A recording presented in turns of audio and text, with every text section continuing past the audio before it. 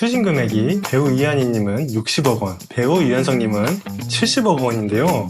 사람 엔터테인먼트가 있고 배우 이한희님이 있습니다. 그 사이에 호프 프로젝트라는 법인을 하나 끼워 넣습니다. 사실 최근에 모 회계법인에서 연예인분들한테 굉장히 컨설팅을 많이 했어요. 하지만 아무래도 컨설팅이 부실했던 점은 부인할 수 없을 것 같습니다. 안녕하세요. 세무회계하원의 김회문 세무사입니다. 최근 배우 이한희와 배우 유연석에 대한 세무조사 결과가 발표되었죠. 추징 금액이 배우 이한희님은 60억 원, 배우 유연석님은 70억 원인데요. 와, 엄청나죠, 금액이. 배우 이한희님과 배우 유연석님은 납세 의무를 성실히 이행했다. 그리고 불법적인 탈세는 하지 않았다. 이렇게 주장을 하고 있는데요. 여러분들은 어떻게 생각하시나요? 저는 충분히 그렇게 주장할 수도 있을 거라고 생각을 합니다. 그런데 왜 국세청은 배우 이한희님과 배우 유연석님한테 60억 원, 70억 원이라는 엄청난 금액을 추징하려고 하는 것일까요? 그 어디서도 다루지 않는 숨겨져 있는 쟁점에 대해서 지금부터 다루고자 합니다. 쟁점은 크게 두 가지가 있습니다. 가장 첫 번째 쟁점은 법인을 통한 정산입니다. 이 법인을 통한 정산이 정당하냐? 이런 것이죠. 일반적으로 전속계약이라고 한다면 연예인과 소속사 간의 계약을 하죠. 그리고 배우가 열심히 일을 해가지고 이제 소속사로부터 정산을 받아요. 그리고 배우가 정산을 받은 금액을 소득세로 신고를 하지요. 배우 이한희님은 어떻게 했을까요? 배우 이한희님은 사람 엔터테인먼트라는 곳과 전속 계약을 했습니다. 그러면 배우 이한희님이 이제 배우 활동을 열심히 하시고 사람 엔터테인먼트로부터 정산을 받아야겠죠. 그런데 배우 이한희님은 사람 엔터테인먼트로부터 바로 정산을 받지 않았습니다. 사람 엔터테인먼트가 있고 배우 이한희님이 있습니다. 그 사이에 호프 프로젝트라는 법인을 하나 끼워 넣습니다. 배우 이한희님이 만든 법인인 것이죠. 일반적이라면 사람 엔터테인먼트로부터 배우 이한희님이 정산을 받는 것이에요. 그런데 호프 프로젝트를 중간에 끼워 넣었다고 했죠? 호프 프로젝트가 사람 엔터테인먼트로부터 일단 1차 정산을 받습니다. 그리고 호프 프로젝트가 이한희님한테 2차 정산을 하는 것이에요. 이 과정에서 국세청은 배우 이한희님이 소득세를 납부를 해야 했으나 법인을 통해서 법인세를 납부를 했다. 그래서 소득세는 최고세율이 45%인데 법인세는 최고세율이 19%잖아. 그러면 그 차이에 대해서 탈세를 한 것이 아니냐?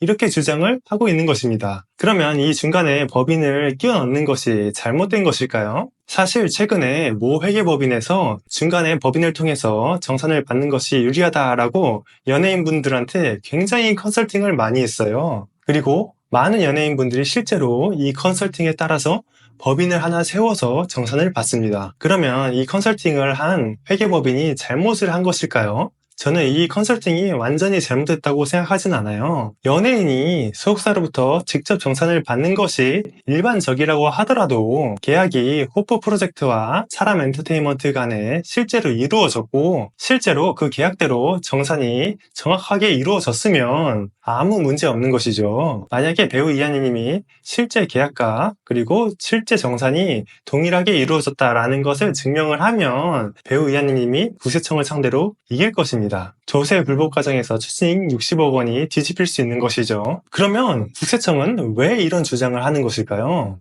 국세청은 두 개의 무기를 가지고 있습니다. 양손의 무기를 가지고 있는 것이죠. 한 손에는 법인격 부인이라는 무기를 가지고 있고요. 다른 한 손에는 실질과세 원칙이라는 무기를 가지고 있습니다. 이렇게 양손의 무기를 가지고 있는데 일단 첫 번째 무기인 법인격 부인 원리부터 알아보도록 하겠습니다. 용어가 좀 어려운데 말 그대로 법인을 부인한다 라는 의미입니다. 법인을 인정하지 않고 그 법인의 주주가 한 행동으로 본다는 것입니다. 즉, 호프 프로젝트를 인정하지 않고 호프 프로젝트의 주주인 배우 이한희님이 한 것으로 본다. 이런 뜻이죠. 법적으로 법인도 사람과 마찬가지로 사람인, 인으로 인정을 받습니다. 즉 법인도 사람처럼 하나의 인격체로 인정을 받는 것이죠. 따라서 법인을 인정하지 않고 이한희님이 한 것으로 바로 보는 것은 쉽지 않아 보입니다. 법인격 부인 원리는 대부분 계약상 금전채무나 불법행위 책임에 대해서 물을 수 있는 것이니 이 세법의 세계에서는 좀 적용하기 힘든 것이죠. 그러면 두 번째 무기가 무엇일까요? 두 번째 무기는 실질과세 원칙입니다. 제 생각에는 국세청이 이 실질과세 원칙이라는 무기를 들고 있는 것으로 보입니다. 실질과세 원칙은 말 그대로 실질에 따라서 과세를 한다 이런 뜻이에요. 즉 호프 프로젝트는 명의, 형태일 뿐이고 사실상 소득을 얻는 자는 배우 이한이이다. 즉 배우 이한이가 실질이다.